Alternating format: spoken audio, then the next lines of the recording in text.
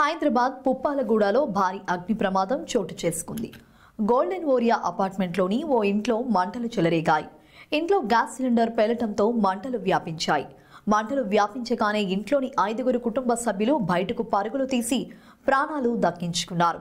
Apartment వాసులు సైతం ఇళ్లలో నుంచి బయటకు పరుగులు తీశారు. ఈ ప్రమాదంలో అపార్ట్మెంట్ ఫ్లాట్ పూర్తిగా దగ్ధమయ్యింది. ఇంట్లో దాచుకున్న డబ్బులు, బట్టలు, విలువైన సామాగ్రి కాలి బూడిదైంది. దాదాపు 50 లక్షల ఆస్తి నష్టం జరిగినట్లు బాధితుడు వాపోయాడు. అయితే నిబంధనలకు విరుద్ధంగా బిల్డర్ అపార్ట్మెంట్ నిర్మించాడు.